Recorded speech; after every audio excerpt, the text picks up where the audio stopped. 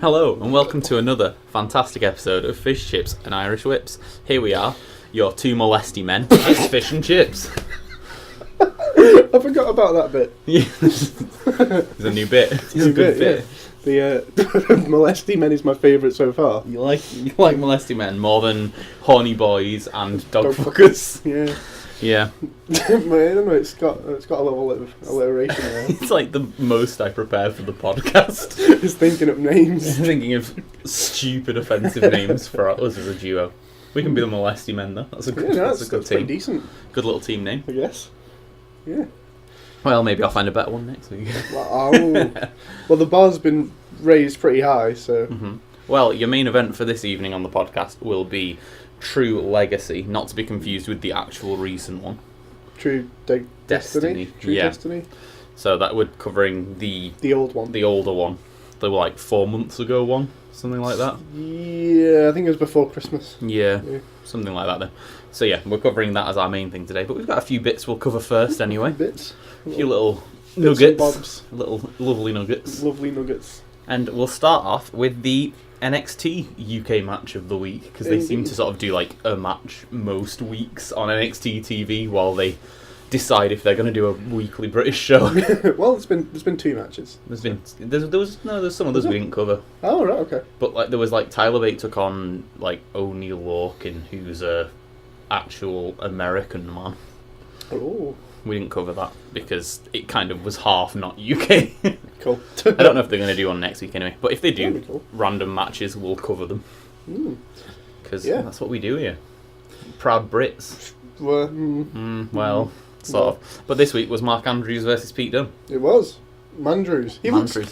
Wait, I was thinking, he looks younger in this than he did when we covered Progress. 2 years. The 2 years ago one. Yeah, no, I think you're right. Yeah, no, it's very weird, isn't it? It is, that's odd. But no, he's a youthful looking man. Yeah, no, he just keeps getting younger. He just keeps getting younger. There's probably a picture in someone's eye somewhere that's covered up. Or he's got that disease that, what's it called, Dad? Benjamin Button. Benjamin Button disease.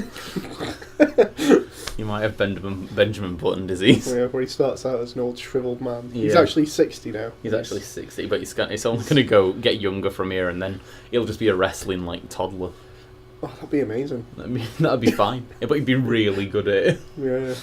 Flipping all over the place with his tiny little baby legs. Yeah, that's going to be great. I can't wait till he's a baby Benjamin Button man. An old baby. A very old baby. Yeah, he was very young here, and we had Pete Dunne coming out and sneering with the sneeriest of sneers. Sneery man. I'm sure you were watching, being annoyed. Yeah. I like him though now. Yeah. I like him a lot more than I did when we covered the tournament. Yeah.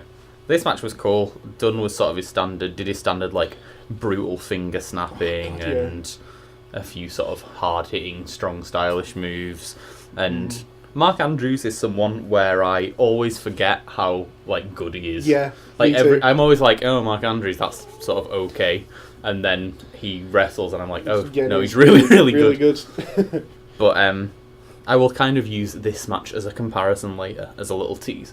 But little tease. I thought this was really good. Oh, I want to mention especially the spot where he did a reverse Hurricane Rana straight onto Pete Dunne's head, and it looked literally the most brutal thing ever. Yeah. Pete Dunne seems to do a lot of landing on his head, as happened in a later match in this. Yeah. He just seems to do a lot of flat head landings that make you think he's dead. Yeah. But he's not, he's fine. He's fine, don't worry about it. Doing stuff. He's because he's such a bruiserweight. He is, yeah. So, it must be that. He's a bruiser bar. He's a bruiser bar. Oh, I love a bruiser bar. Oh. We're bringing back the bruiser bar discussion. Same colours as Casey Owens' gear, isn't it? Well, yeah, isn't it? Yeah. Bruiser bar. Bruiser bar. Good. I'm more of a fruit salad man myself. Well, that's why we can't trust you. Bad opinions like that. Mm-hmm. These two have a great chemistry. Like, their match in the UK Championship tournament was one of the best. Their semi-final match. It was probably my favourite.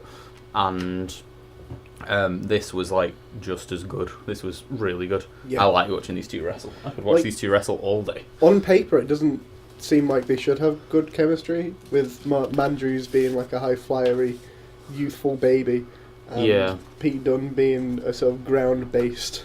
No, but it worked. They worked really well with each other. They mentioned on commentary that Mark Andrews was Pete Dunne's very first professional wrestling opponent. So in his first like pro match. So like I assume they've just been wrestling together so long that they have great chemistry, kind of like regardless of styles anyway.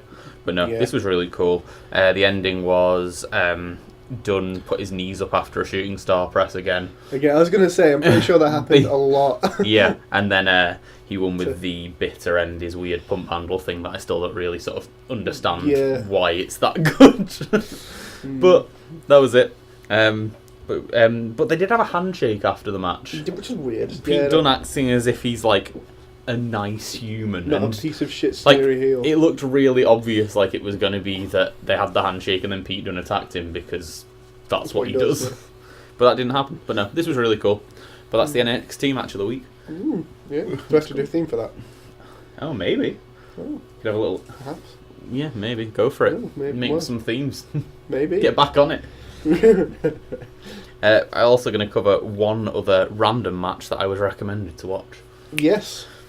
In a from WCPW Loaded 9, was it? Did we discover 8 or 9? 8 or 9. It's the match between Martin Kirby, Will Ospreay, Marty Scurll, Pete Dunne, and Travis Banks. Yes. The 5-way. The 5-way dance. 5-way. I believe. Boogie. I can't remember the 5-way salsa. 5-way salsa tango. Salsa tango. 5-way salsa tango was the worst flavour of tango they ever did. Just didn't work as a fizzy drink. It was too savoury. Yeah. I'm glad they recalled that one. What a stupid thing to say. Well, full of them. Yep, it's true. So this match was really cool. This was a really, really good match. There was some cool 5-way spots. Like they did loads of 4 and 5-way submissions that were really stupid, which were awesome. Like the whole kind of Boston crap. Yeah, where Matt Kirby turned all of them over. Which was incredible. That was really cool. No, it was a funny match. Like it just puts me in the mind of the Human Centipede, really. Totally, it's that sort of weird amalgamation that doesn't make sense. This was also my first look at an attempted Zoidberg elbow. Oh yeah, and he missed it 4 times in one match. So a running theme.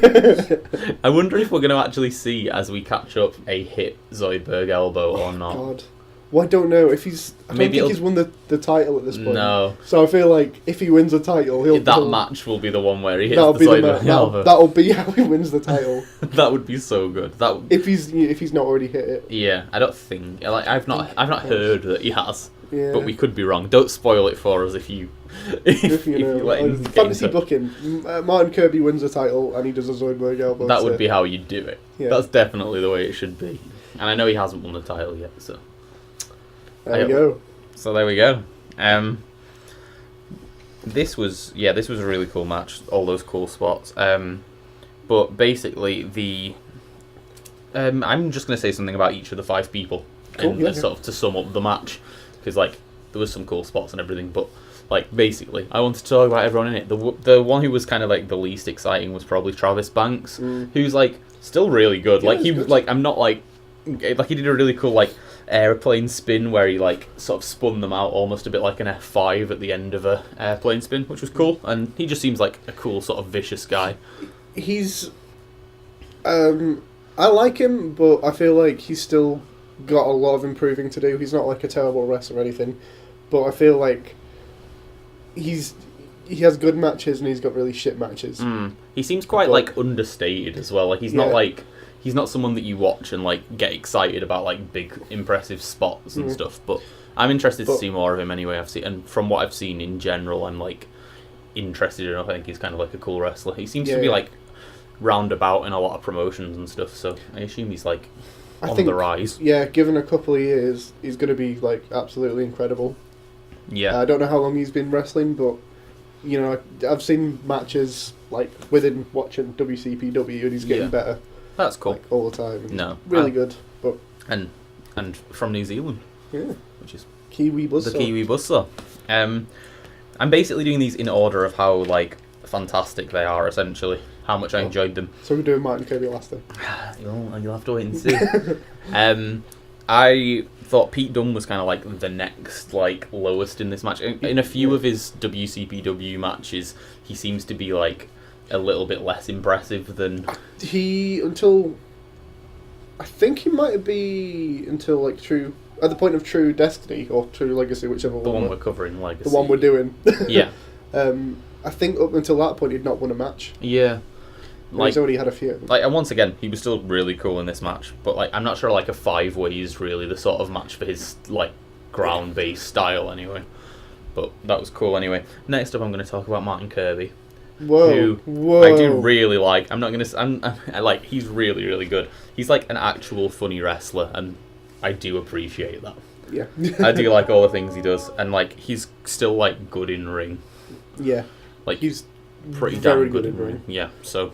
It's and really cool. Just a little goofball. And we'll talk more about him later because he has a match on the upcoming one. He does. But no, I do like Martin Kirby a lot, and I'm sure I'm gonna like him more and more because I appreciate what he brings to the table. I'm really glad because I was worried that you wouldn't like him. No, he's cool. After I sent you a text on like a year ago. Yeah. When the first episode of WCPW was on. Oh yeah. And I texted you saying that he's my favourite wrestler ever. You did. And it was like, and I'd seen that same first match and was like, oh, what the hell? But I like him more now. Yeah. Next, I want to talk about Marty Scurll, who I think is really cool. I like how he came out and he's like kind of like weirdly flamboyant, but also looks like he wants to murder someone. He's like a really like he's like a cross between Joseph Connors and Tyler Breeze. Yeah, it's fantastic. Which is really weird. It's such an odd combination, but really cool. And I liked his. I just sort of liked how there were loads of spots where they were pointing out that he was like clever, like he'd dodge moves and know what the other opponents were going to do, and like not fall for anything like a stupid wrestler. Because most wrestlers are stupid. Yes. Well, in the ring they are. Yeah. So. I liked Marty Scurll for that. I thought he was cool. And Ospreay, I'm talking about last because Ospreay is amazing. Yes, he is. I really do. I really have a lot of times forgotten how much I think he's like legit the best wrestler. And he's really, really good. Like in this match, he was like he did so many awesome high spots and was just like really fast and brilliant. Yeah. And it was really cool. But the end of the match was Martin Kirby pinning Pete Dunne. Yeah. For the win. Did he get a sable bomb? I think so. I love the sable bomb. It was probably a sable bomb. The sable bomb. I like how stupid that is. That's so perfectly stupid. I know. So, next up, we will do what we try to do every week when they air, I suppose. ICW Fight Club for the week. Indeed. Which you watched this week. I did. I watched this week's. It was good, And you really enjoyed it. I did. I think they do a really good weekly show. They do. It's so fun. It's so like you get through it so quickly, and like you don't like. I don't find any reason to stop in the middle or get sort of like a bit sick of it or anything like that. It's just fun. It's just fun and good. Yeah, I enjoyed it a lot. Yeah, no, it's really cool. I am really glad. I always look forward to the weekly ICW. Indeed. First match we had this week was Viper, Martina and Casey in a triple threat. It was awesome. The start of the match involved Martina having to give up a can and a Toblerone from her crotch. Yes. Something that I always enjoy seeing. Yeah, no. It's a funny character thing that she gets to do. A funny character spot that happens all the time. I wonder what else she's got down there. I wonder what the weirdest thing she's pulled out is. I mean, I think a Toblerone's the weirdest we've seen. Oh, no, we could ask her. Yeah. You're mates with her on Twitter. So. It's true. I do like talking to Martina on Twitter because she seems to respond to my stupidity, which is fine by me. Well, I am officially a session moth as well. Ooh. I'm another session moth. You can be a session moth if you want. Okay. I didn't know it was, an honour that could just be bestowed on people just like true. that. But yeah, I'll take it. I think the Queen normally has to do it. It's like a knighthood. Well, isn't Martina the queen of the moths? Oh, maybe. The moth queen. No, the legit queen is. The legit queen. Just is she a session Liz. moth as well? Liz. Liz. Good old Liz going out raving on a Friday night. She loves it. She loves a mad sesh. Oh, yeah. I can see it with a can of Stella, actually, yeah. She gets it out of her crotch. It's a good job we're not in a totalitarian state. Yep. If we were in a totalitarian state, this podcast would not exist. Well, I don't know. We're offensive enough to everyone else that. Yeah, it's kind of even to everyone. Yeah. This match is really cool. Martina is. I think Martina is awesome, which I never expected. Yeah. Never expected at all. She was like the standout in this match for me. I love how she like plays her role perfectly. Like if there's a gap in the action, she'll like do stupid ravey bellend things. Ravey bellend things. Just to like, fit her character really well. And she's also like a really wrestler. And she won the match. She did? With using a mandible claw. Oh, he's up again. Yep.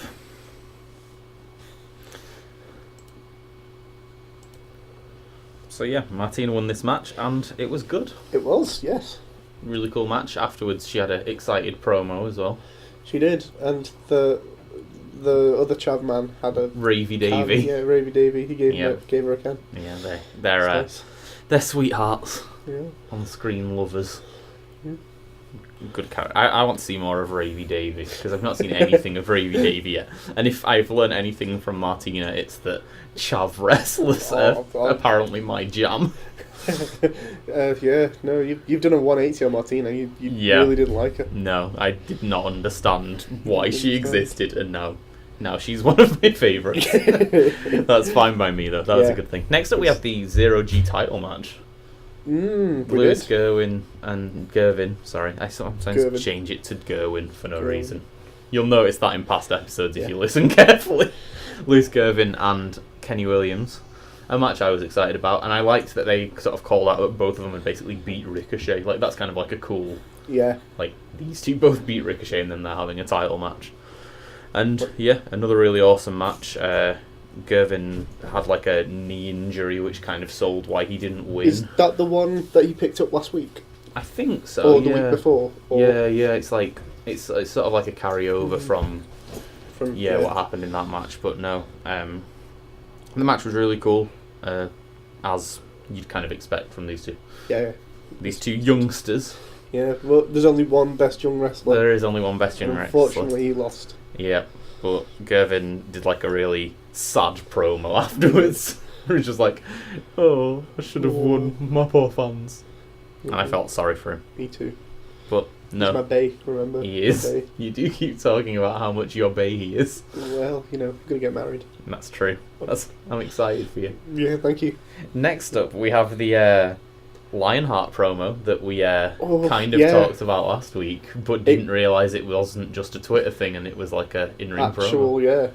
Pretty vicious. I thought it was perfect though. I thought it was like it tied in with what was happening, what the crowd was saying. Like, it was really like, it worked out really well as like a promo, and I didn't think it was too much at all. Like, people have said grosser things about people in promos, and it kind of tied together. It was like they said, like, Joe Hendry had made fun of him for like taking selfies with his dog, so it was like thematically the right insult. Yeah. I just thought it was really well delivered and a really good line. Like, I didn't see any problem with it at all. Like, it was a bit of like a sick burn, but like it wasn't like you then have to be a twat and actually hit someone. Well, yeah, I guess. But I thought this promo was really good. I actually enjoyed Lionheart's like whole promo. Yeah, no, I weirdly enjoyed that promo. I just thought he came across as like in the exact sort of like pissed off dickheadish way that he was supposed to. That he is, his character is. Yeah, and he just seemed he was like a better speaker than I expected him to be fair. Yeah, me too. Like, he captivated me the whole way through. It was good. Well, nothing happened. Nothing happened. There's not 100 breaks in this recording. I've got an itchy nipple. Good. Scratch it for the people. Gross. Gross, everybody. Next up we had Jack Jester versus Dave Mastiff. We did, yes. The bastard. The bastard. I just thought it was a bit cruel. Yeah, it was, wasn't it? It's fine. Yeah, it's alright. He seems like a nice man. Yeah. I like Dave Mastiff. I like Dave Mastiff. Our first encounter with him though since World Sport. Our first episode. Oh, how far we've come. Look how far. Not very, really. Kind of similar. If anything, I feel like we've been going backwards. Probably. Yeah.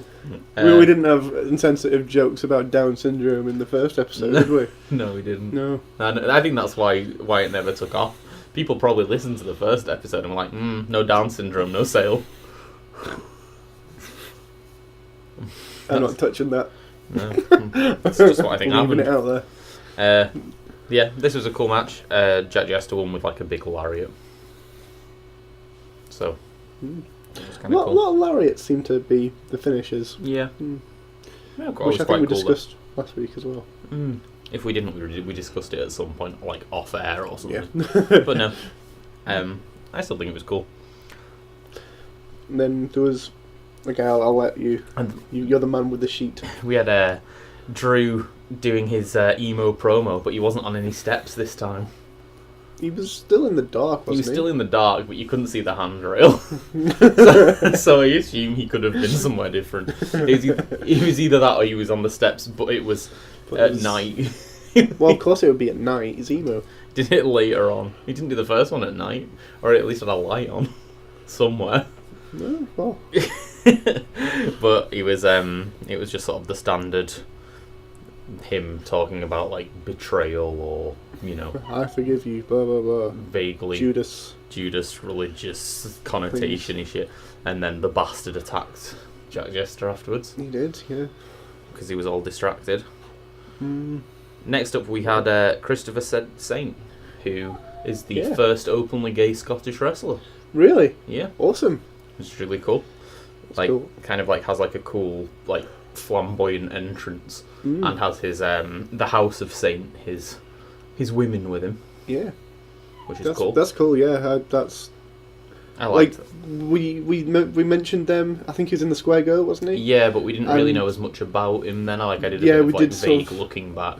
We flagged up, you know, how it could be really like insensitive kind of territory. Yeah. If it was done wrong. Wrestling, so... Yeah, you can forgive if wrestling touched it. Especially if we're used to fucking WWE levels of touching on... Yeah, on sensitive subjects. subjects. Yeah, no, this was... But, yeah, no, it's really refreshing to see that it was dealt with in such an awesome way. And he was taking on Liam Thompson, who we talked about being in the World Cup last week. He was the Scottish wrestler we didn't know in the What Culture Pro Wrestling World Cup. Well, I'm still drawing a blank on him. Oh, wait, no, he was small and bold and everyone hated him. Right. And, yeah, they had a match. It was sort of, like, fine. It wasn't, like, outstanding, but it was, like, good enough. And like some women who hated Liam Thompson helped interfere because like he just seems to, his character seemed to be that he was just like a twat. Yeah. To people. I didn't really like the match, but I liked the promo afterwards. Yeah, where he was sort of like, cool. I'm really not a horrible person, and then Christopher Saint was saying like, well, I'll like help you be more progressive essentially, and it was kind of like a interesting, cool thing, and I'm excited to see more about it. Me too. People have said a lot of good things about Liam Thompson, like that I've looked at online. Apparently, he's been wrestling like a long time. He's like a full-on mainstay in the sort of Scottish wrestling scene. So, I mean, we've not really seen much of him, and this match was sort of like fine, but it'd be cool to see more of him. And I'm excited about this storyline because that. Oh, me too. Yeah, no, it seems like a cool way to do it, and so far it hasn't been offensive at all. I know. What the fuck? Not used to this in wrestling. No. And then we had our main event, the Bucky Boys, and taking on the New Age Clique in doing an N with my fingers. Is that what they do? I think so. No, I think that was right. I think you had it right. You had it right, guys. Yeah. Well, how does that make? It's like a bit of a. Look, it's like a big N. It's like you've done a big N. It's a big. Well, it's not, is it? Oh, maybe if you do that. Well, yeah, you sort of maybe tilt it a bit. Maybe tilt it. Put your fingers on a diagonal, and then rather than just. Yeah. and then you're in the New Age Clique. Yeah, but these were two like former tag team champions. I think the Bucky Boys have been a 3-time champs, and the New Age Clique are 2-time champs. Something like that. So like big names in the tag division back in the day. And to be honest, both teams seem to have like pretty big names in. Yeah. So Bucky Boys were Davey Blaze and Stevie Boy. Who I think they made reference that they were like cousins. So yeah. I assume that's like a real thing. Cause and Wee Man is the cousin of Davey Blaze, did they mention as well? Maybe something like that, yeah. So they seem to have this like a weird family. Yeah. Well, they are the Bucky Boys. Yeah. So I guess that makes sense. Davey Bucky. Davey Bucky. Stevie Bucky. And Wee Bucky. Little Wee Bucky. Little Wee Bucky. I hope that's true. I'd be fine with that. And the New Age Clique being Chris Renfrew and BT Gunn, both former world champions. Yeah. So awesome. Yeah, this was kind of cool. The Bucky Boys were very much on the same page, whereas the New Age Clique were very much sort of like, we have feuded since then and are not really a team anymore. Yeah. But it was a really cool match. You could tell like it was a big deal. They said the teams had never faced each other, even though they were both really big names in the tag division. It's like kind of like close to similar times. So shit. But it was really cool. They made it a Glasgow street fight because and it was incredible. And it was so fun. It was really good. It was there was loads of fun brawling, and the main thing that happened was BT Gunn died on a balcony. Died. He died tragically. We'll never see him again. We'll never see him again because he fell off a balcony straight onto his legs and died. It really did look like he'd have to have taken a leg injury because from the angle we saw it at. Yeah. But apparently he's fine. Jesus Christ. Another thing to mention about this match is that blading happened. Oh yes, it did. There was a blade job. Which was cool. Chris Renfrew ended up with a jam face. He did. He had a bit of a jam face going on. Which was fun. It was a nice little spot. So I wasn't expecting that at all. No, made the match more fun. I'm fine with blading. I'm fine with blading, like as long as it's sort of safely done, you know. It's better than any other way to have blood in a wrestling match. So. WWE with your fucking elbows to Randy Orton. You can't blade, but I'm gonna smash your head literally open. Smash your head open with as hard fists as I can, or elbows. No, so I was fine with that. I just thought this was a really fun match. Just your standard ICW fun brawl. Yeah. Which there has to be one of each week contractually. I can't wait for the Shah Samuels one. Oh, Barramania. Barramania. No, I'm excited about that. I'm excited for Barramania because it's another ICW pay-per-view and that's enough for me to be excited about it. No, but all in all, this was a really good show. It was a very good show. Oh, also, Kaylee Ray and Viper sort of like had run-ins and a big fight, so their feud seems to be what will be happening for the women's title, which is cool. I'm cool with. I'm fine with that. Because especially after that brutal match that other time. Indeed. So no, really good episode of Fight Club. Yeah, and now I think it's time for another segment. Okay. Oh yes, I think it is time for another segment. For a segment which we usually do a bit earlier. We usually do it a bit earlier, but we've had a lot to cover. We've had a lot to slap the vocal dog segment. Oh yes. We don't condone animal violence. No. Unless it's to a dickhead dog. Unless it's to a dickhead dog. But not even then. But not even then, really. I only condone Down syndrome based jokes. Yeah. You know, slap it down. Anyway. What? It wasn't me. He's joined us. He's joined us in the offensive corner of the room. I've fallen off the high road. It's alright, I can edit around that. No, you can't. I'd like to apologise for my conduct just then. Oh, fantastic. I don't condone the slapping of anyone with Down syndrome. I believe you called them downers. I believe that was the phrase you used. Such shame. I don't condone that kind of language. Anyway. Anyway, we'd like to... I believe the segment that we were referring to is the weight of a wrestler in stone. Okay, so this week we have X-Pac or X-Pork. Or X-Pork. Or Sean Waltman, the 1, 2, 3 Kids, 6. Or whatever the else. bumless one. The bumless one, because he did hurt his Oh yeah, bum he that time. smashed his bum. He smashed Doing his a Bronco bum in. Buster. Who weighs 96.1 kilograms, which is 15 stone 1. That's quite a Oh yeah, lot. I thought it was a bit littler than that. I thought it was pretty little. Maybe that's his old age weight. Maybe he's put on some pounds. That seems fair. I think he still actively wrestles. Really? Yeah. No bum. With his Well, no bum and his I horrible think his voice. bum's okay now. Oh god, his voice is awful. Yeah. So screwed up. So From all good. the DX screaming. Can a bum recover from that though? Stop talking about Yeah, his bum. I'm just Like, intrigued. They might have put metal plates in or something. It's true. Like Might a have metal ring. Ooh. a metal bum ring. Well, Oh yeah, my sure. god, like one of those poo shapers. One of those poo shapers. Like, you always know- talk about poo shapers. Your whole Sorry, thing. God. You know, like cookie cutters, Yeah. right? So it's in a shape like that, but it's designed to put up your bum, and then when you do a poo, it comes out in that shape. Like Play-Doh. Yeah, Yeah. a bit like Play-Doh.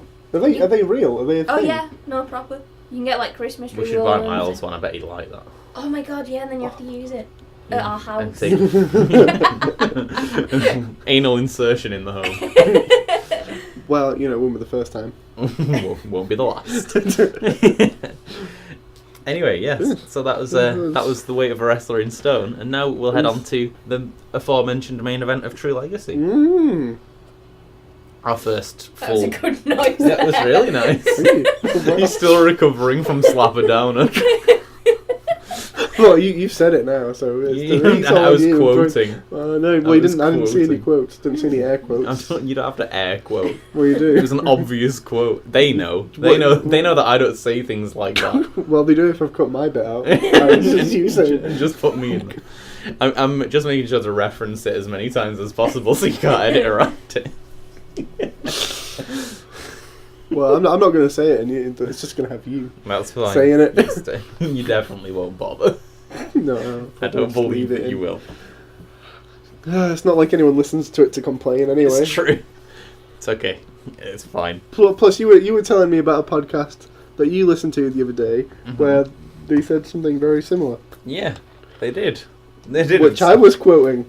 Yeah. Hell yeah! It's not. They wasn't. That wasn't even close to the real quote. So don't worry. Okay.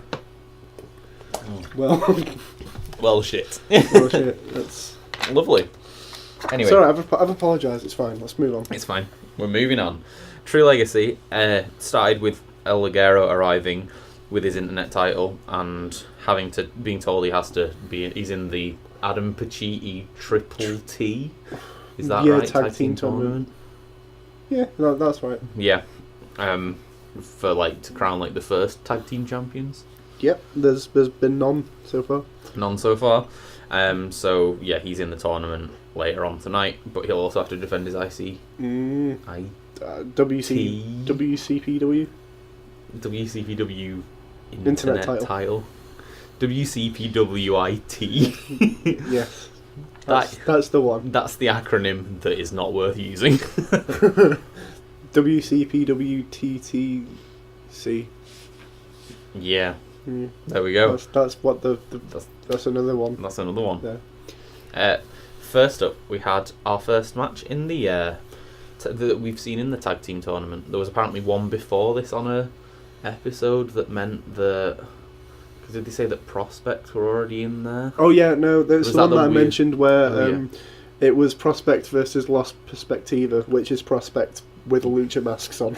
So it was they instantly sort of So it's snuck through. Essentially. shenanigans, yeah. Cool.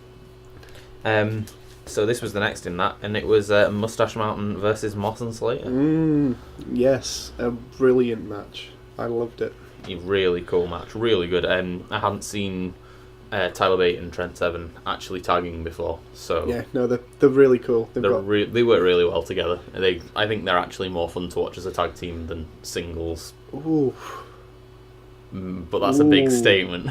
I don't know. I like them both, and I like them together. Yeah, which is it's cool to have both options. Oh yeah. Moss and Slater, who we've covered a lot about Johnny Moss and his big beefy muscles. Yeah. Something really interesting happened in this match, which I think they might touch upon on commentary, which is that up to this point, Moss and Slater were like faces for, they'd not done anything to sort of like cement the role as faces, but the crowd proper loved them until Moustache Mountain arrived. Yeah. And then they just much more booed. Much more booed. Yeah, they were also in Manchester, which I guess is like not not the same recording area as Newcastle, where there'll have been more of them there. But no, I thought that was interesting. But I mean, I can kind of see how it happened because Moustache Mountain are fucking incredible. Yeah, totally. But so was Slater and Moss. Good team. But Slater we haven't covered before on the podcast, who is just sort of like a little cool man. Yeah. Just pretty good, really. Yeah, no, he's good, but I can't, like... He kind of does the same moves. Like, a lot of the time, him and Johnny Moss will do moves at the same time, and I'll be like, you shouldn't be doing the same moves as Johnny Moss. You are literally half his weight. Well, I think Johnny Moss trained him. Yeah, I think I read something about that too. But no, they're a really cool tag team.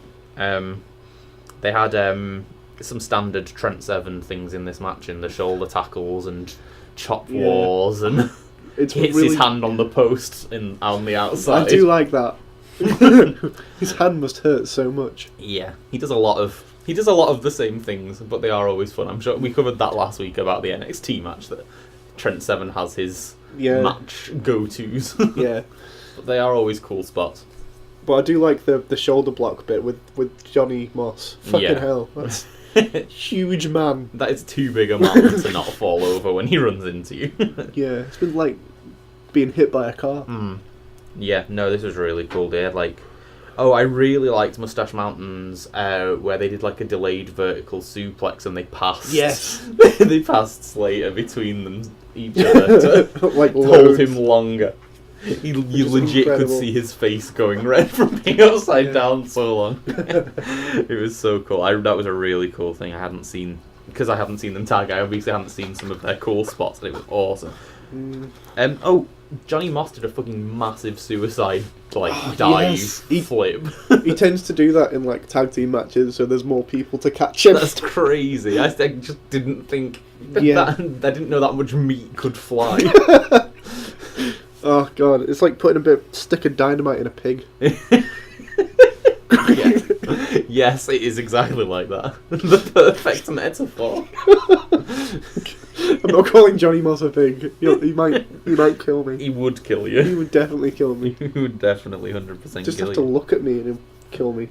Oh, they Moustache Mountain also did lots of scoop slams onto other people and wanted to use the ref as one of them, which was a really cool moment.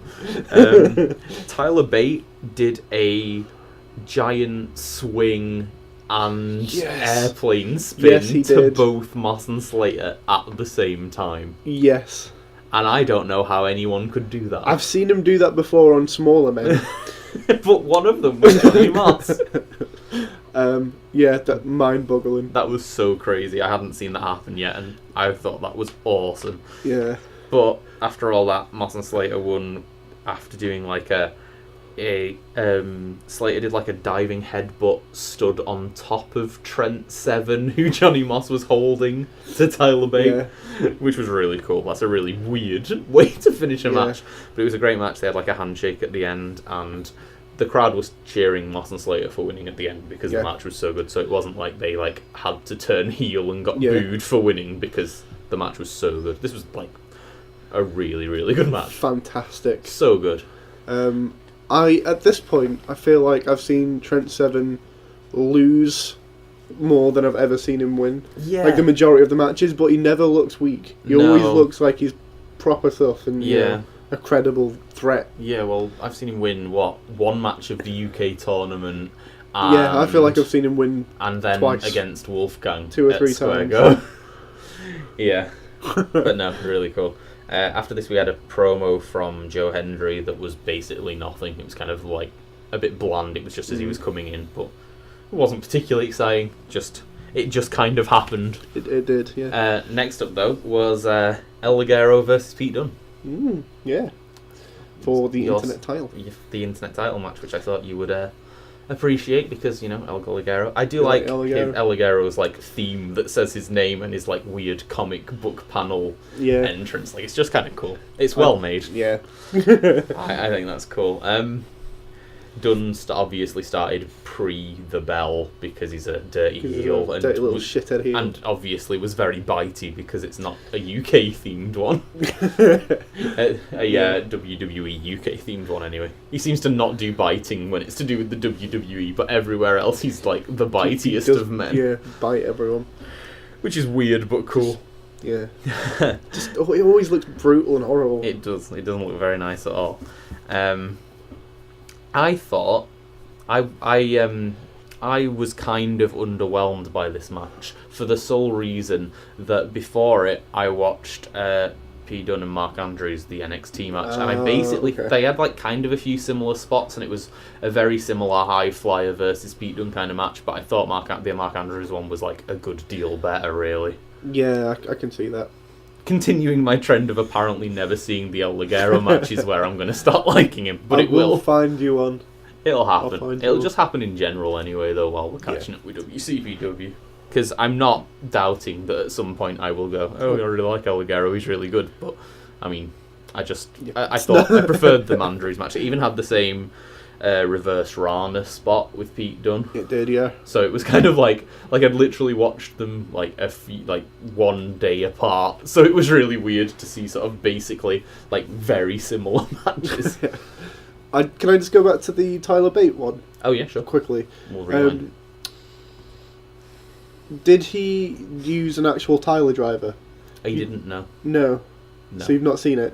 No. Because like I'm pretty sure for the WWE he's had to change his finisher. Oh. So you know he's got him in like a pedigree position and it turns into a powerbomb. Yeah. It's more like the T-Virus pile driver. Oh, okay. Where he's and it's fucking brutal. And I've seen it very recently, but I thought it was that match. No, this match didn't have the. But Jesus Christ! Oh, that's exciting. Okay, well I'll have to make sure I see that at some point. Yeah, well it makes more sense if it's a driver as well. Yeah. Tyler driver. Oh yeah, because it wasn't. It's not a driver when it's the other way around. No. Okay. Cool. Yeah. Good to find out. That's fine. In there. Back to the current match. I kind of found it vaguely amusing, the Jack Swagger chants. Yeah. I liked that Pete Dunne actually did the "We the People" chant, but in like a "fuck you" to the crowd, which was kind of funny. But by the end of the match, I thought I'd heard them chanting about it maybe like 5 times. I got a bit overdone with it. Yeah. I do like the way it was getting him really annoyed though. Yeah. Oh, he was reacting really well to it, which was really cool. But Ligero won this match with like Pete Dunne was doing his bitter end pump handle thing, but Ligero reversed it and just got like a cheeky roll up for the win to end that match, which was it was a good match, but not basically just not as phenomenal as. Yeah, it's like what I was expecting, to be honest. Yeah, but after the bell, Dunne wasn't happy, and then Travis Banks came in and attacked. At this point, I think this was the first time they used one of the mics in the ring, and the mics were really bad. Yep. The mics were awful. Yep. You could hear so little that they were saying. It was really annoying, and it was all breaky-uppy and just picking and choosing what went through the mic, and it was really annoying. Yeah, no, that was proper annoying. Yeah. I guess maybe because they were in a new place and not their sort of home arena that they're used to, then. And it's not really the best at the best of times. No. Well, I have less experience of that, so I wasn't sure, but no, I thought that was kind of annoying. But yeah, basically they did like said that Dunne and Travis Banks were the Strong Style Collective, which I'm pretty sure they've like used as a name in other places, or Pete Dunne's used with like other people, like because he's also in British Strong Style and Moustache Mountain, which I'm pretty sure is basically the same thing. Or maybe like in some promotions, Moustache Mountain are just the other two, and British Strong Style's all three of them. But isn't there a 4th British Strong Style? You mentioned something about that. I've not seen anything about it. I think he was in the UK tournament. You said something about him being like one of the first round people. I think. Yeah, but I'm not I sure. can't remember who. No. Okay. But yeah, but basically there's a lot of confusing tag team names, but... But mostly around Trent 7. Yeah, but Dunne and Travis Banks said that they were the Strong Style Collective and entered the tag tournament, and Ligero was having his match Yeah, there right and then, yeah. After being and his beaten up. partner was Alberto El Patron, a fellow Mexican, right? Yeah. That's what I've heard. So they went straight into this match. It was quite a short match, and it was kind of dull. Not really that much happened. They had like a funny spot where they were like all biting each other, but then Alberto was like, "No, I'm not doing that. That's gross." Like, did you see that big sort of like cast on Patron's arm? Oh no, I don't think I really noticed. Just after he made his debut in WCPW like the first time, he was apparently in like a nightclub and someone stabbed him. Yeah, no, I read about that. So yeah, I don't know if it was short because of that. Because he had like a fucking knife wound in him. Well, he didn't really do that much in the match, did he?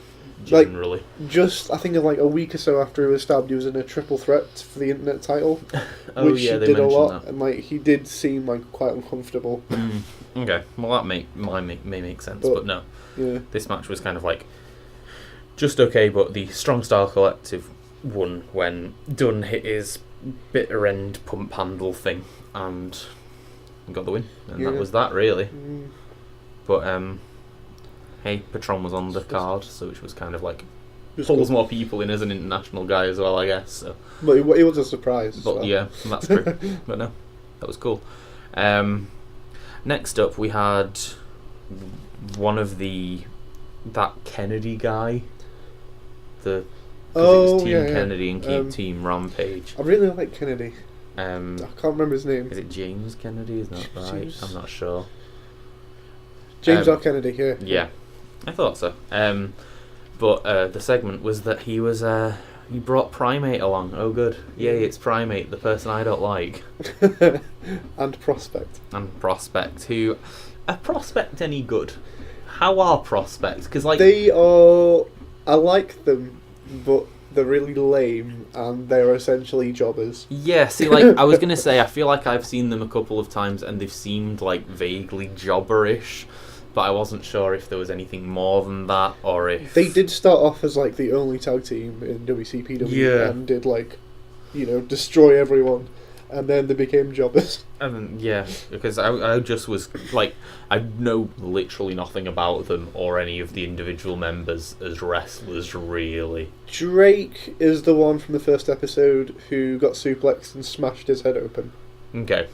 Like, do you vaguely remember that? I'm not sure. Oh, yeah, maybe. Yeah. Like, the first ever episode, someone did a German suplex and he just smacked his head open. Oh, no, I do remember and, that, like, yeah. bled everywhere. That was him. Okay, no, I do remember that, yeah. But I liked Prospect's shit Hawaiian shirts. Oh, Yeah. that was good. That was fine by me. And then we had Team Rampage, which had El Desperado. I love El Desperado. So, is he... Did they mention he was associated with Minoru Yes. Suzuki, who has a match later on? Yeah, in the last pay-per-view, he came out with Minoru Suzuki and basically cost Joe Coffey the match. Okay. And he's been in a couple of matches since then, I think. Yeah, just like the odd one, but he's like a... He's like a shithead cool, luchador, yeah. But he's got like a cool look as well. His mask's not just like a standard mask. It looks kind of like sharp and cool. Yeah. I thought he was cool. And Prince Ameen and Gabriel Kidd.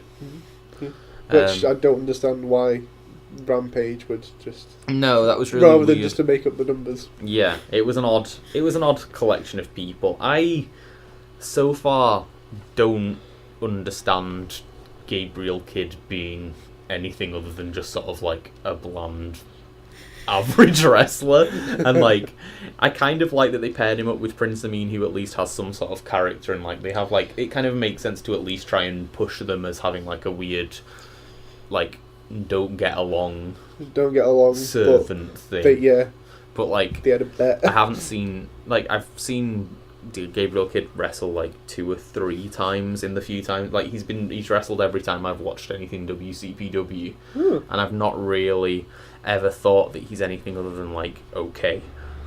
And How's Prince Ameen as well? How are both of these in the ring from what you've watched? Gabriel Kid is really young, but he's got a lot of promise. Yeah. I don't think he's been pushed as much as he was in the early days. Because in the early days, it felt like they were kind of making a big deal out of him for a while. Yeah. But as you said, I think he needs more of a discernible kind of gimmick. Or yeah, because at the moment he's just sort of a man who's a bit unhappy being with Prince Ameen.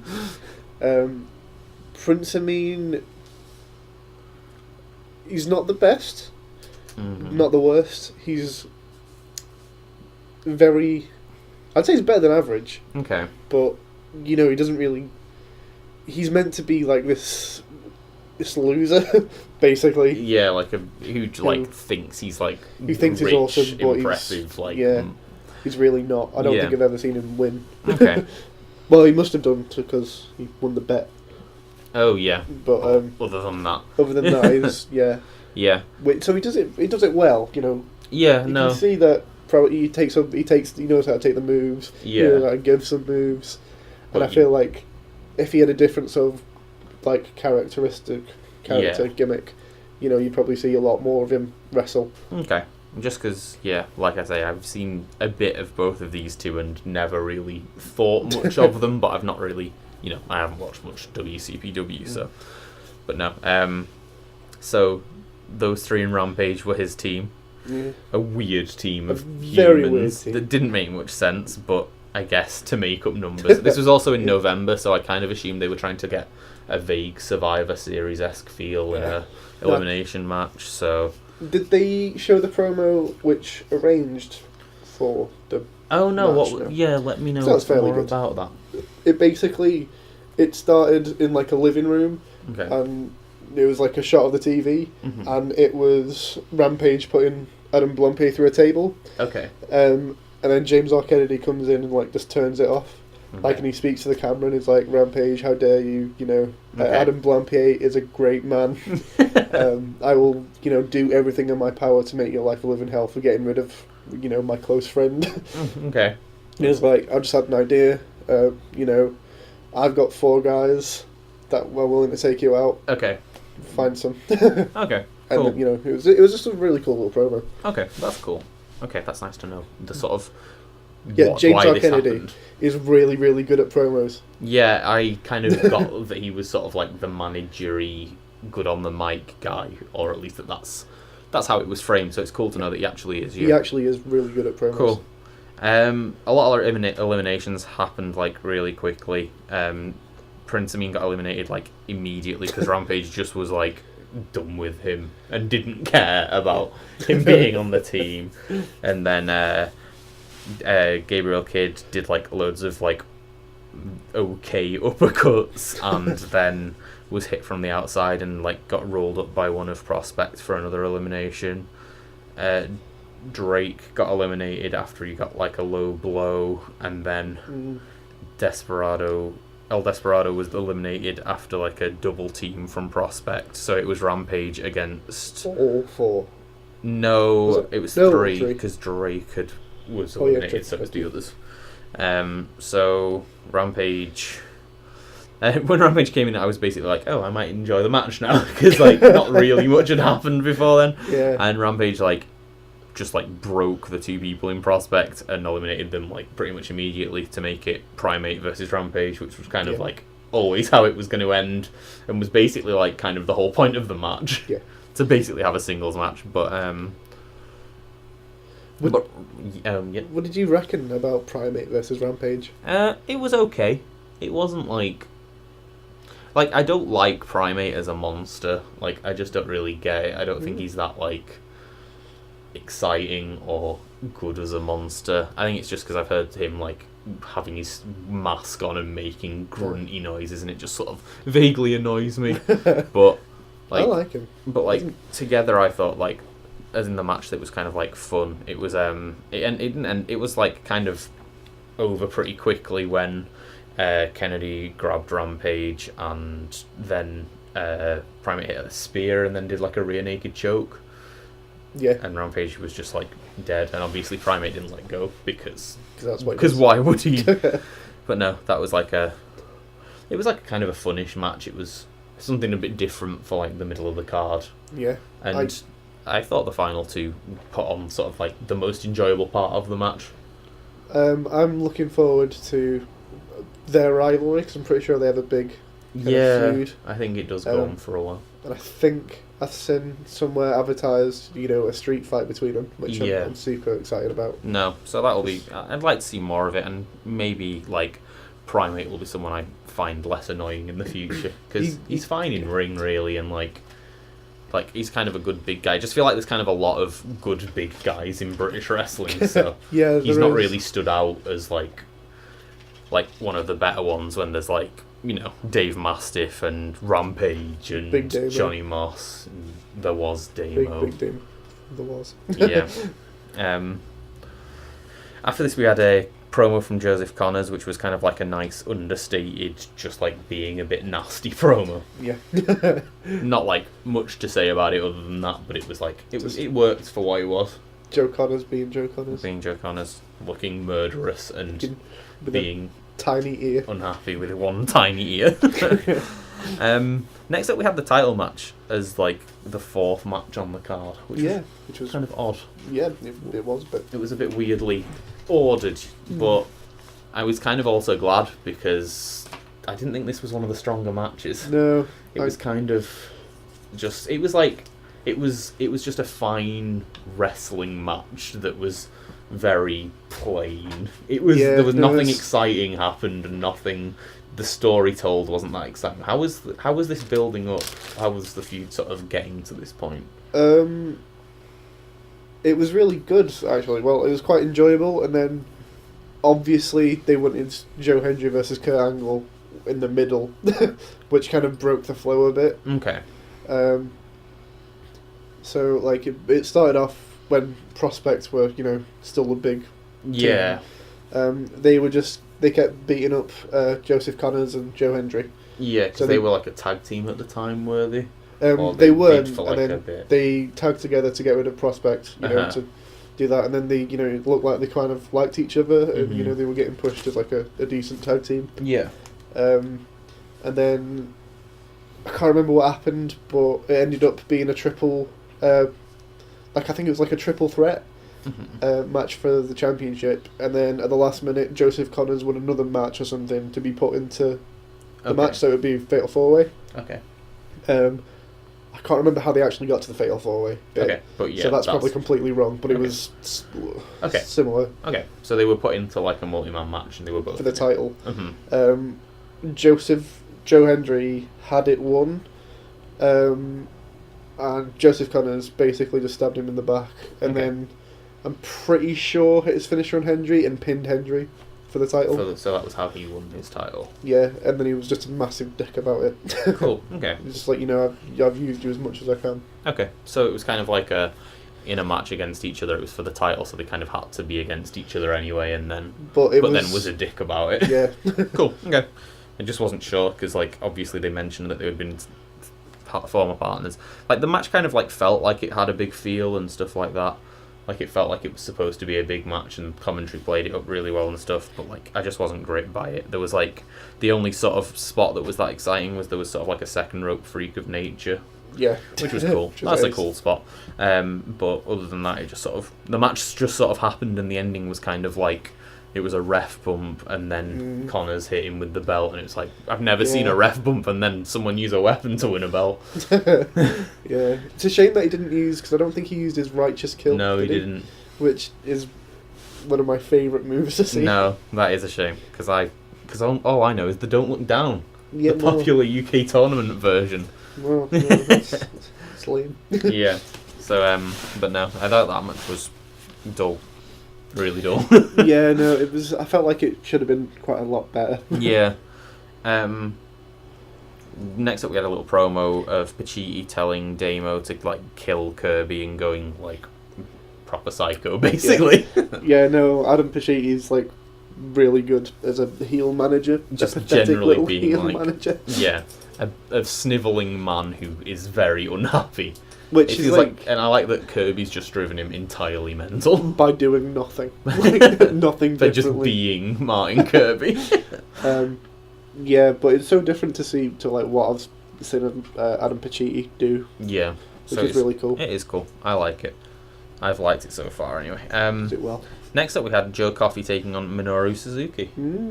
I knew literally nothing about Minoru Suzuki before this. I mean, I know you'd have seen him. I know very little about him. Yeah. They mentioned that he was like a mixed martial artist, so I wasn't feeling particularly confident about it because, you know, that usually that just means that they're not that good a wrestler. But I thought this match was actually really good. I really enjoyed it. It was like he looked weird though, Minoru Suzuki. He looked fucking mental with weird shaven hair bits and a bit of hair that I don't understand. But he comes out to like the weirdest kind of Japanese song ever. Like a really like quiet, understated ballad. Yeah, it's really odd.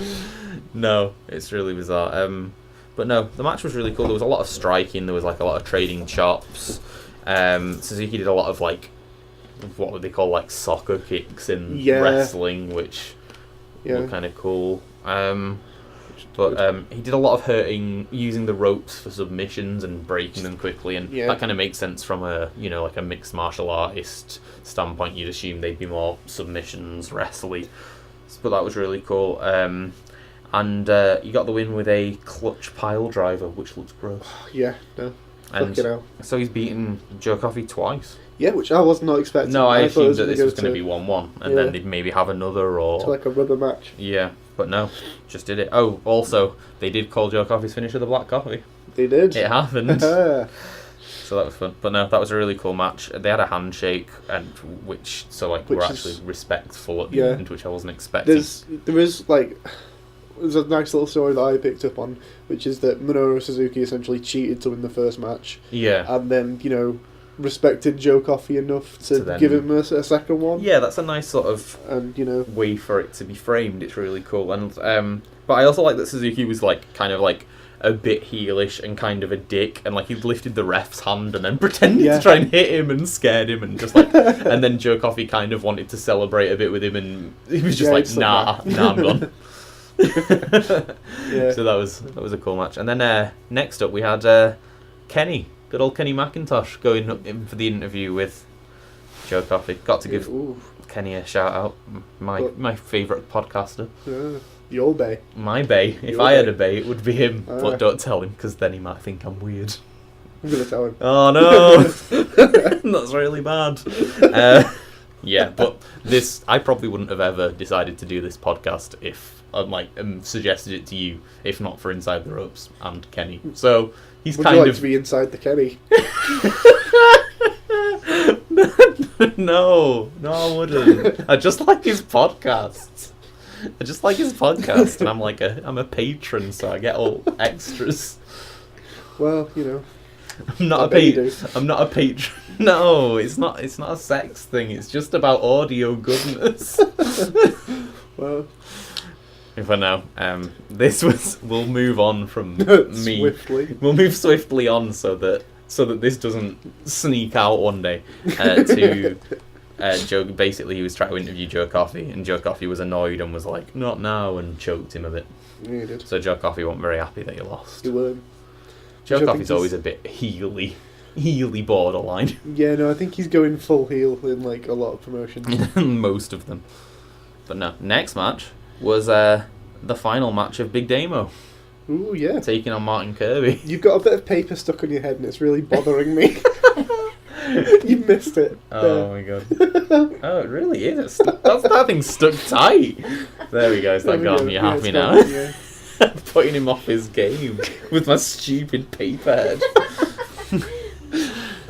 Fucking hell. Beautiful. I can't work under these conditions. I'm sorry, alright. I didn't know it was there. I don't know how it got there. Me neither. No. Brilliant. Beautiful. Big Damo and Martin Kirby. Big Damo and Martin Kirby. Or, if you're an NXT fan and don't know much about British wrestling, Killian Dane of... oh my god, really? Yep, Killian Dane of Sanity. Oh, cool. I've not seen him in NXT, actually. Yeah, he's going to be on the next pay-per-view at Mania weekend. Oh my god. Big Sweet. step up, really. Yeah. Which is cool. I like Damo. He's like a good big guy.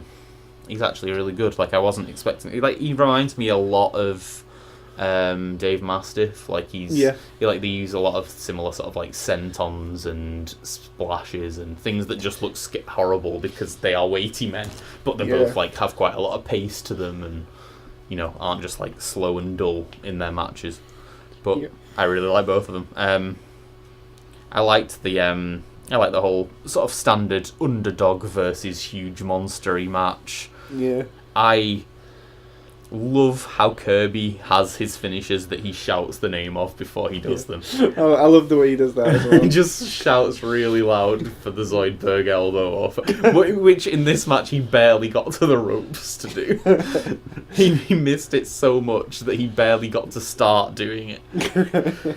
And the Sable Bomb, which he tried to do, and obviously that didn't work because that would be stupid. But he tried. Of course he tried. Bless him. But he won the match by hitting a powerbomb off the ropes. A what? Cool. That was a powerbomb. No, it was a Sable Bomb. It's not a Sable Bomb if it's off the ropes and you just nip in and grab them. Well, it is. Fine. It's just a powerbomb, isn't it? Sable Bomb. Well, yeah, but okay. So hit him with his version of the powerbomb, which is a Sable Bomb. He hit him with a pre-lifted Sable Bomb. Yeah. Okay, that's fine. Fine, it was a Sable Bomb. It was. If you're happy. Well, yeah. And after the match, Damo offered a handshake and raised his hand. Pacitti was like really angry, but Damo didn't give a shit. Yeah. Because why would he? Didn't he threaten to punch Pacitti? Yeah, he did. He wet himself and fell over. Yeah, and just sort of ran off. And then Damo did like a big talk about. He said that he was heading to Orlando, obviously meaning NXT, and Kirby asked him if he was going on holiday. Which was nice of him.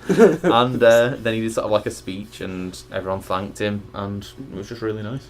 He mentioned as well that given about a year or so he reckons Kirby's going to be in Orlando. Oh my god. Can you imagine? Can you imagine that fella in the WWE? Oh, they'd ruin him. Surely they just wouldn't let him be as fun. I don't know, maybe they would. But if they did let him be as fun, they'd make him be like the next Santino Marella. Oh god. Yeah. Okay, Ron Killings. Yeah, the next Ron Killings. Hey now. Stop getting offended when we talk about how R-Truth has not got very much of a good career in the WWE. It's a shame. He was good in TNA. Okay. He was good in TNA. He was like a world champion. Yeah, he was. Oh, he was in WWE as well, wasn't he? No. He's never had the main belt. That would be awful. But he was like higher. He's been higher up than he is now. Yeah. Before. Doesn't say much though. No. No. Next up was the women's match. I got to actually see a bit of the build up to this because they actually showed some previous footagey video packages about Kimberly attacking Nixon Newell with a chair at Refuse to Lose. Yeah. And then Kimberly trying to do the same to someone else, and then Nixon Newell coming out to help and still getting hit with a chair. Had anything else happened in the feud, or was this mainly it? That's pretty much it. Okay. Yeah. So I hadn't come across Kimberly before, which seems kind of cool. I like her. A bit of an annoying heel. Well, she came in and she wasn't really anything. She was. She just seemed like a really nice girl. She. It was Refused to Lose actually. Yeah. Well, I think she was against Nixon Newell and someone else. Yeah. Okay. I can't remember the exact match, but she came out and gave the lady who was the announcer for the night like a flower. Okay. And it seemed really nice, and then she seemed like a generic face until after the match when she lost and just went mental. That's cool. That's a cool way to do the character, but no. Hadn't seen her before, but thought she was kind of cool. It was a street fight, this match, for the women's title, and had a special guest referee, Melina, for no reason. No real reason. No reason at all. There's no big moment in the match where they needed a special guest referee, and like there was a vague moment afterwards that wasn't very necessary, but she was the special guest referee, I guess. But I think because it was around the time they went to Manchester to do their big first convention. Yeah. With like a load of imported stars and things. So they might as well have had a few extras. You know, Melina, if you fancy hanging around, do you want to ref a match? Might as well. The commentary bigged up that Melina was like one of the greatest women's wrestlers of all time, though, and I was just like, no, it's just not really true, is it? I mean, I know she had the women's title like 5 times, but it will have been against like nobodies. Yeah. It was in that void of women's wrestling. Yeah, the void of any wrestling, because that's the time I stopped watching. Yeah. That's the void years. The void years. The dark years. No, yeah, that was... She's got a cool finisher, though, let's say. Yeah, no, that's quite cool. But no, I just thought it was weird that they were picking up Melina as, like... Yeah. to be said in the same names as, you know, your Trish Lita, 4 Horsewomen... China... Even Mickey James and, you know, James, stuff like that. No. It was just like, no, that's just Melina. Yeah, it's just Melina. She's fine, but... Yeah, no, that was odd.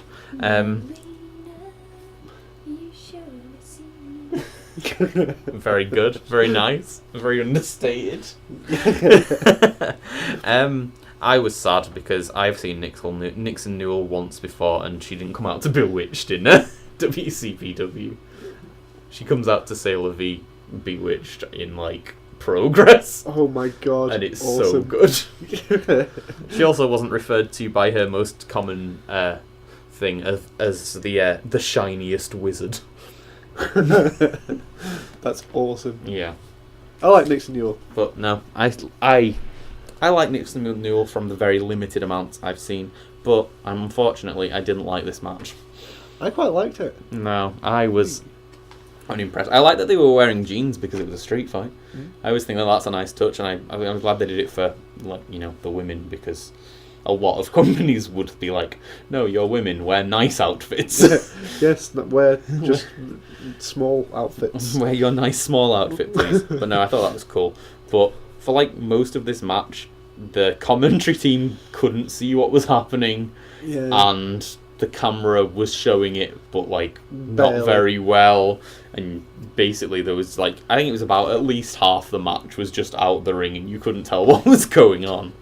I mean, it might have been good, but I don't know. They like, at some point they were both like drinking like some beers for some reason, but it was hard to understand why.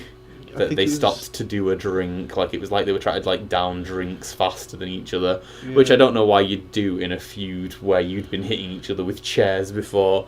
And then when they got back in the ring, they both sat down on steel chairs to hit each other. Yeah. I don't know why they did that either. Me neither. So this was really weird. Like, this is like most of the match. Which is why I don't understand anything about it or think it was very good. Nixon Newell used dashing Cody Rhodes' face protector. Yeah. Because Cody Rhodes is in the card next. I don't know why that came into play. I mean, it was kind of like an interesting like Easter egg, I guess. I do like, though, on a tangent, I do like the ridiculous shit you can find under wrestling rings. It is good. Yeah. Including a face mask of a WWE wrestler from like 3 years ago. Maybe more. No, more like 5. But no, Nixon Newell said like, cheers Cody when she used it, and then but then she ended up winning with a really badass Canadian destroyer. That was the point of the match that I liked. That she hit a Canadian destroyer that looked mental and awesome. Yeah. Jesus. But other than that, I thought the match was like hard to see and bad. Yeah. So was not a fan. And then the times that you could see it, they were doing things that I didn't understand why you'd do if you were in like a horrible bitter feud with someone, like sitting on chairs to do weird hitting. I didn't feel like at this point in the feud, because it's fairly new, new feud, that the street fight was really called for. Yeah, I can see that. Cause it's just like a new feud. Yeah, I'm used to ICW street fights. Yeah. Well, I guess if you're going to set the bar that high. Yeah. No. Main event o'clock next, though. Ooh. Oh, they offered a handshake at the end, and then Kimberly was annoyed and didn't want to do it, and then Melina saved and did her finisher, because then she got to do her move. There was a vague point to her being there. But that was it. But then next up, we had the main event of Kurt Angle and Cody Rhodes. Angle had like a backstage thing about saying that Cody beat him 2 months ago, which I believe was in like a different promotion. I think so, yeah. So said he needed to beat him now to cement his legacy, and said it was that he would, and it was true and damn true because that is what Kurt Angle says. I love Kurt Angle. I do think Kurt Angle's cool. I used to like him a lot back in the day. Yeah, me like too. He was one of my favourites when I was a little man, a wee man, some would say. Like, he was and he wasn't for me. Like, when he lost his hair, I went off him because he was a dirty little heel. He was a brutal heel, though.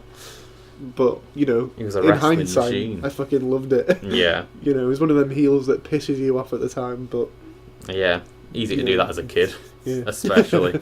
And then Cody had a similar backstage promo in a fucking badass suit, looking dapper as fuck. Yeah. He was being up how great Angle is, but said that if Kurt wants to win to cement his legacy, that it wasn't true. It's not true at all.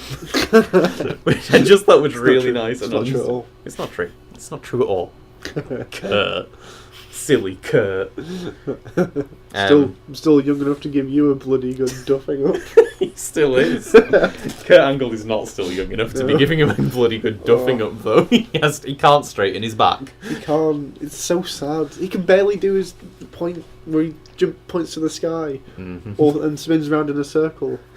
Yeah, it's not. He's just a very sad, injured man. Like, this match was still really good as well. Like, I really enjoyed this match, and it wasn't like the Joe Coffey one where I thought it was kind of like just a Joe Coffey match. I felt like it was like a match with both of them doing a lot of offense, and like it was an even match, and it didn't feel like Kurt Angle didn't bring anything to the table or anything. Like, I felt like he really brought it, but you know, it was more sort of like ground-based submission-y rather than... still did a lot of Germans, which is probably not good for your neck, Kurt. Yeah. You're like 20-time fucking surgically repaired neck. The last time you had your neck surgically repaired, for the very first time, I was 6 years old. Yeah. Yeah, me too. So really, like, you should like take better care of it now. That was like 21 years ago. Yeah. Well, 2021. Around that long amount of time ago, Kurt Angle broke his neck for the first time, and he's still doing like fucking German suplexes every night, like an idiot. This is why I love him. He's going to die in the ring, and I don't think he wants to go any other way. See, now that he's going into the Hall of Fame, I do think that he's basically going to have like maybe a couple more matches, because there's been rumours about that with WWE, but I don't think they're going to want to push him anymore, because like... Would they like clear him for... See, I think so. I don't think he's got... Well, I don't know. Like if they're not clearing Daniel Bryan... Yeah, they haven't cleared Daniel Bryan he's got a history... Like, that's more concussion based. I think the most severe with that, whereas I don't know if Kurt Angle's just like all of his bones are wrong. Well, yeah. But there's been rumour that he will, and there's not been anything saying that he's not cleared to. So I'm not sure, but I think surely like this is everything winding down now. I know at True Destiny the next one hits his last UK match. Oh shit! So he is actually winding down. I did hear as well something that Kurt said that, you know, if he had one match like that he could do, it would be against AJ Styles again. Which is fine by me. Yeah, fine by me. WWE with AJ Styles, Kurt Angle. Yeah. That's big money. Big money. That's a big money one. That is all the cash. No, I think all your chickens coming home to roost. All of them. All of them. All the cash chickens. All those dirty money chickens. Do they have bird flu? They probably send them back. Do. Send them back. Send them back. Fluey bastards. Fluey gobshites. So, actually talking about this match, we have Cody came out in his like a leather jacket, looking really, really cool, and I tweeted about this, but Cody Rhodes is such a cool person, and it actively annoys me a bit. It does upset me somewhat, because like I'm an arrogant human. Oh, no way! You know. Shit, this is the first I'm hearing of it. I know, you might be shocked to hear this. So, I think I'm cool compared to a lot of people. I'm cooler than you. I'm cooler than you, Fud. Yeah. Sure, alright. So, but in my mind, there are some people that I can't compare to in coolness, and one of them is Cody Rhodes, which is why I'm annoyed. Just a few. Just a few. It is a small amount. I'm better than most you fools, especially Fudster. Well, so Yeah, basically. Basically, I'm a prick. And because of that, when people are, like, overly cool, it angers me a bit. I can't believe you think you're cool. I am cool. I'm fucking cool. He's hella cool. Yeah, thanks. That was real serious backup. That wasn't even ironic.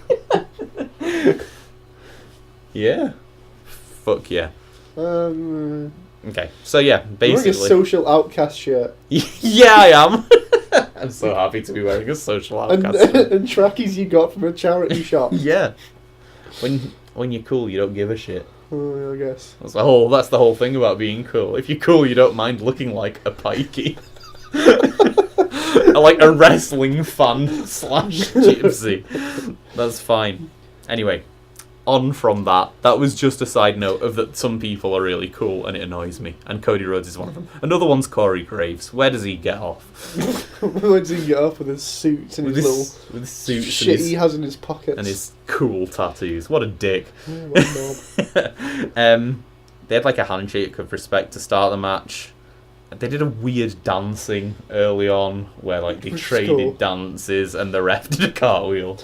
It was really cool. It was nice to see Kurt having fun Yeah, in the it ring was. rather than looking like he's going to die. And I thought this was going to be like a really big match because it was the main event and like on YouTube it's like 26 minutes but like there was promos and then the dancing so it was quite short but like that's probably for the best really. Yeah. I don't want Kurt to be putting on like 30-minute classics because I just don't think he Iron could Man. really at this point. But no, the match was really cool. There was loads of Germans. German suplexes, not just German people in the crowd. Yeah, a load of Germans turned up. just for the match. They're I a really real fan love of Corey Graves, Cody Rhodes. Cody Rhodes. It's easy to get them confused. I do it pretty much every time I say one of them. I love Cody Rhodes' disaster kick where he does like a springboard kick to the head off the ropes. I think that's like a really cool move. I like that. But in the end, Angle won with an ankle lock, and it was fun. It was like, it wasn't like the best match on the card. It wasn't like you'd watch it again and again or anything, but it was just like, it was fun. You could tell everyone enjoyed it, that it was a big deal to both people. And Cody did like a really awesome heartfelt speech afterwards about like how he like when his dad died, basically so did wrestling for him, and obviously WWE didn't do fucking much to help that, did they? So like was talking about how like coming to places like WCPW have really like made him love wrestling again, and how like this is his home in the UK. Because like and like he's made big on that, like he's like He such still a big goes deal over, in doesn't he? yeah, like he's It's a lot.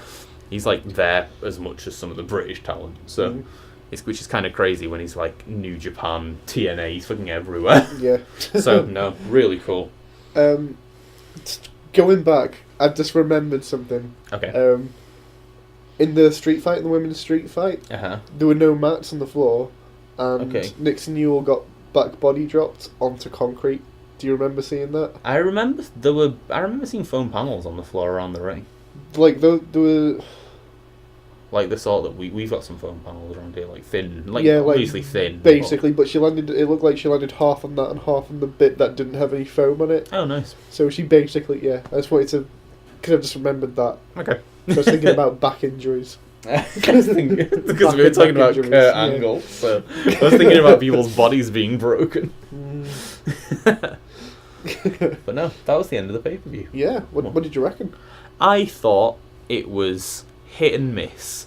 I enjoyed it well enough. I thought it was good. I had fun watching it, but I'd give it a solid good. Like it'd be like a 6 to 7 out of 10. Like it was enjoyable. I didn't get bored watching it. I watched it all the way through in essentially one sitting. Like there was one break, but that was it for like when I just had like 10 minutes left of the whole thing.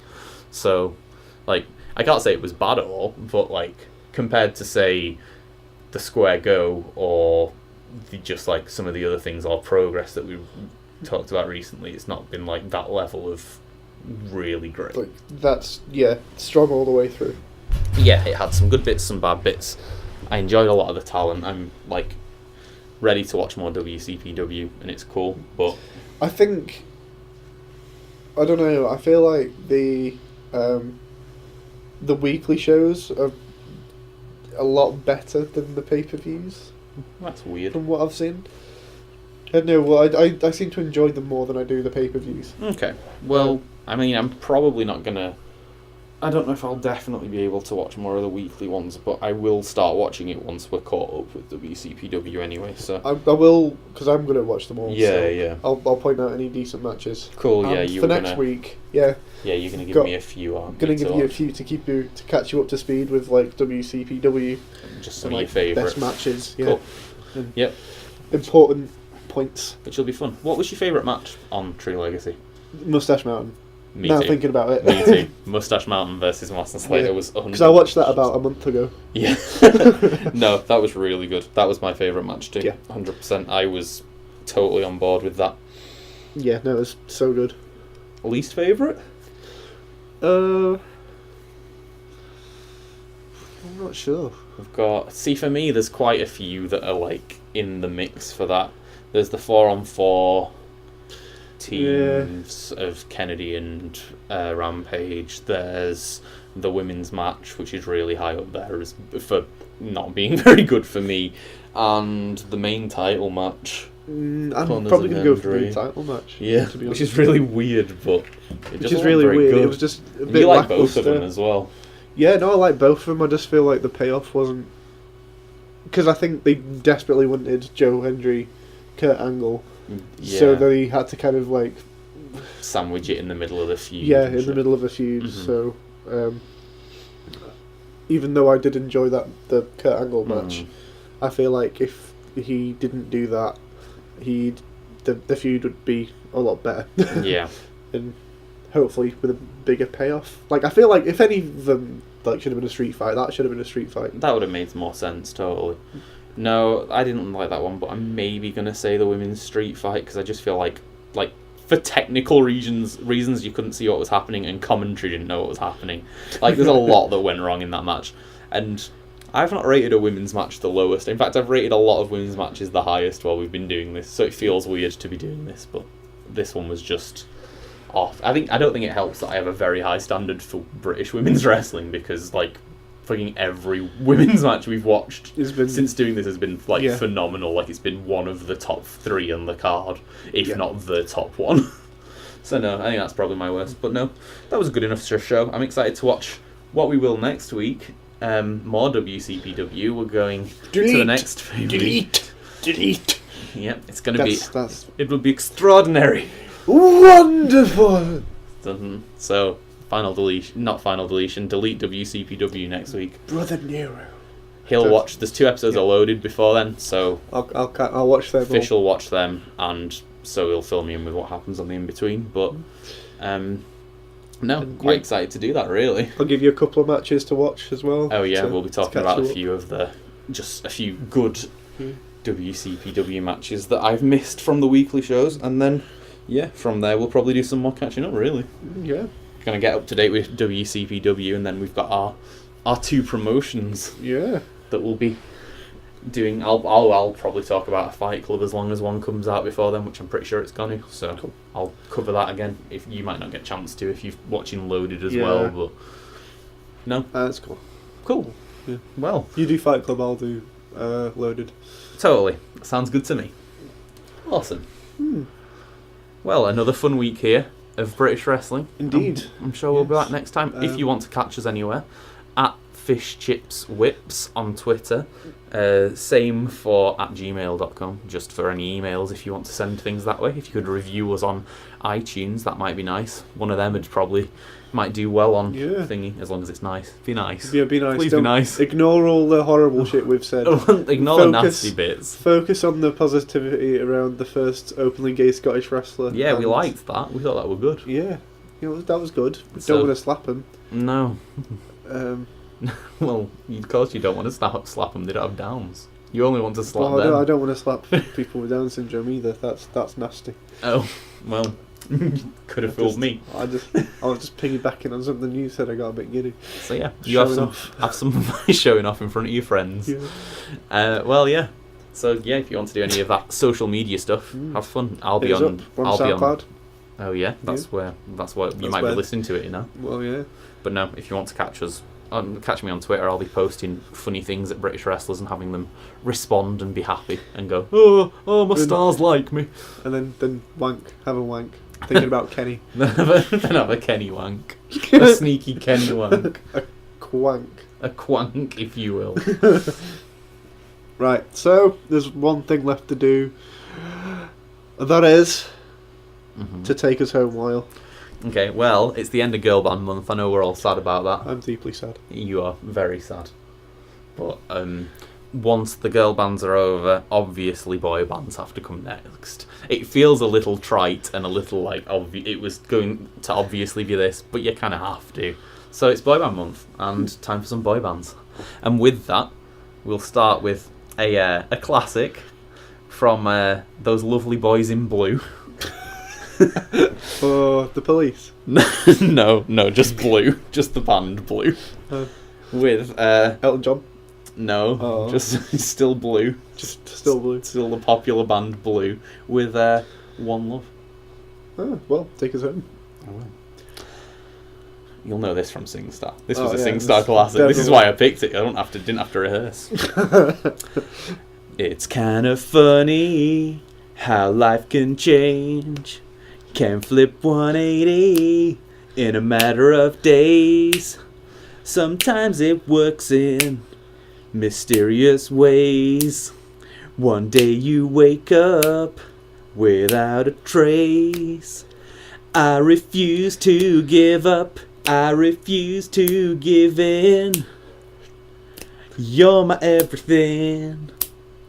I don't want to give up. I don't want to give in. So everybody sing. One love for the mother's pride. One love for the times we've cried. One love, gotta stay alive.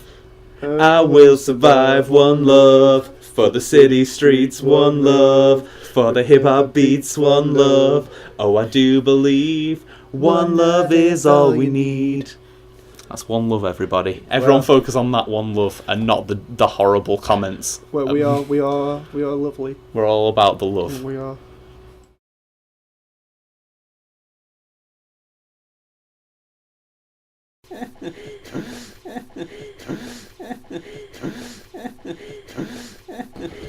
You're just leaving that there. Yeah, I might use it for the bit at the end. Well, you should use the original, where you can actually tell what's happening. Well, yeah, I might do it. Well, I'm definitely going to do that as well. Well, obviously. Lovely. I'm going to have a swig of delicious pineapple. I'm also going to do that. Lovely. Delicious pine.